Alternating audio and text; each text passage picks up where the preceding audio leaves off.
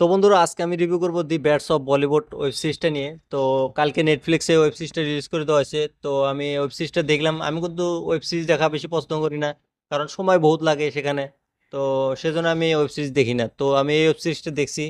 Web সিরিজটা বহুত বড়, 5 ঘন্টাতে 5.5 ঘন্টার সময় হবো এই ওয়েব সিরিজটার। তো এটাতে 7টা এপিসোড আছে, যেখানে মানে একটা এপিসোড 30 থেকে 40 মিনিট পর্যন্ত আছে। তো ওয়েব সিরিজটা কেমন হচ্ছে সেটা আলোচনা করবো তোমাদের সাথে। তার আগে বলে দিই, তোমরা যদি রিভিউ দেখা পছন্দ করো তাহলে আমার এই চ্যানেলটা সাবস্ক্রাইব করে দাও, কারণ আমি এই চ্যানেল সবসময় রিভিউ করে থাকি। তো এই ওয়েব সিরিজটা কেমন হচ্ছে আর কাহিনীটা কি। তো আজকাল কিন্তু বলিউডের উপরে বহুত নানান ধরনের কথা শোনা যায়। আমরা শুনি এরকম কথা যে বলিউডে অমুকে পাত্তা দিতেছে না, অমুক হিরোকে বরবাদ করে দিতেছে। আমরা এই যে কিছুদিন আগে দেখছি, তোমার হলো ওই যে তোমার হলো আরে বিদ্যুৎ জাম্বাল, তারপর হলো এই বহুত বড় বড় অ্যাক্টর আছে যাদের মানে বলিউডে কাজ দেয় না। কিসের জন্য কাজ দেয় না? কারণ বলিউডের ভিতরে দুনিয়ার ঘাটিয়া লোক ভরা আছে।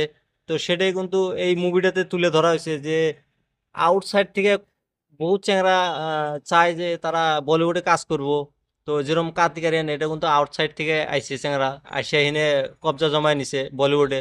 তো সে বহুত স্ট্রাগল করছে, সে কারণে মানে সে টিকে আছে বলিউডে। কিন্তু এরকম বহুত অ্যাক্টররা আছে যেরকম বিদ্যুৎ চাম্বাল, জন ইব্রাহিম, তাদের মানে বলিউড ভালোভাবে ইউজ করে না। তারা বাইরের থেকে আসা চ্যাংরা ম্যাংরা, এই জন্য কিন্তু তাদের অত ভাও দেয় না। তো বলিউডে কিন্তু নানান ধরনের পলিটিক্স, তারপরে অমুক তমুক সব কিছু চলে থাকে। তো সেরকম কিছুই, সেরকমই বস্তু তুলে ধরা হয়েছে এই ওয়েব সিরিজটাতে। তো এই ওয়েব সিরিজটা তোমার শাহরুখ খানের ছেলে আরিয়ান খান ডাইরেকশন করছে। তো ওয়েব সিরিজটা কি দেখা উচিত না নাই সেটাই বলবো। মুভিটার প্রথমে তো এই যে মুখ্য চরিত্র আছে লাক্স, লাক্স হলো আউটসাইডের ছেলে, যার মানে স্বপ্ন বলিউডে কাজ করা। তো সে আউটসাইড থেকে আসে বলিউডে কাজ করে, প্রথম মুভি একটা বানায়, সেখানে হিট হয়ে যায়। তো তারপর একটা সে একটা ওই যে তোমার হলো সেখানে যে ববি দল যে আছে, ববি দল কিন্তু একটা, ওকে একটা ভিলেনের চরিত্রে দেখানো হয়েছে। সে বহুত বড় অ্যাক্টর ছিল, তার মেয়েকে লঞ্চ করে বলিউডে। তো লাক্সের সাথে লঞ্চ করে।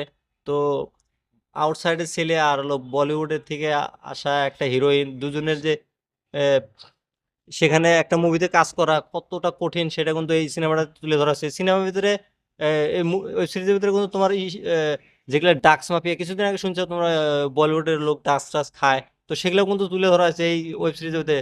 আরিয়ান খান খুব ভালোভাবে কাজ করছে এই ওয়েব সিরিজটাতে। তো ওয়েব সিরিজটার কথা যদি বলি, তোমার হলো এই ওয়েব সিরিজে ভালো ভালো কাজ করছে কে কে জানো? তোমার লাক্স খুব ভালো অভিনয় করছে সে।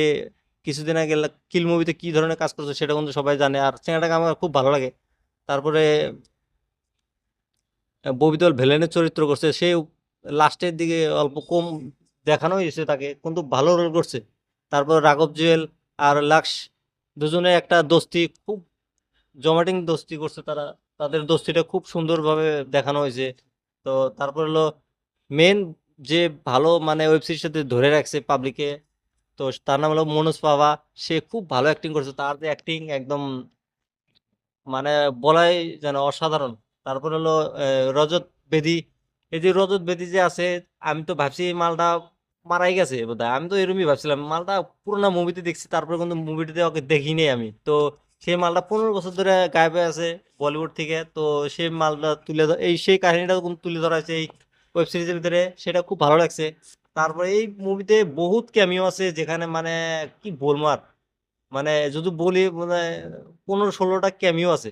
তো সেগুলো ক্যামিও তো মানে একটা খাস না। ক্যামিও ভালো লাগছে কোনটা, যেটা তোমার ইমরান হাসমিনের সাথে হয়েছে, সেটাই হলো বেস্ট ক্যামিও ছিল ভাই। সেখানে যে এই রাঘব যে গান গায় ওই ইমরান হাসমিনের মুভি, মজা লাগছে ভাই। তারপরে সলমান খানের ক্যামিওটা ভালো আছে। বাকি যেগুলো বাদশা, বাদশার ক্যামিওটা আছে, ঘন্টার বাদশা, বালের বাদশা, সেগুলো আমার ভালো লাগে না তো। তো সলমান খান ঠিক আছিল, কিন্তু আমির খান আর এই শাহরুখ খানের ক্যামিও দরকার ছিল না। কারণ জাহানের ক্যামেরাটা ভালো আসলো, কিন্তু এই ওয়েব সিরিজটা তোমরা ফ্যামিলির সাথে দেখে পাবে না, কারণ এই ওয়েব সিরিজের দুনিয়ার ভাষা খারাপ আছে। তো ওয়েব সিরিজটা যদি তোমরা দেখতে চাও দেখতে পারো। এই ওয়েব সিরিজটা প্রথম 3টা থেকে 4টে পার্ট ভালো লাগে, তারপরে একদম ভালো লাগে না। তো লাস্টে ক্যামেরাটা অল্প ঠিকঠাক আছে ভালোই।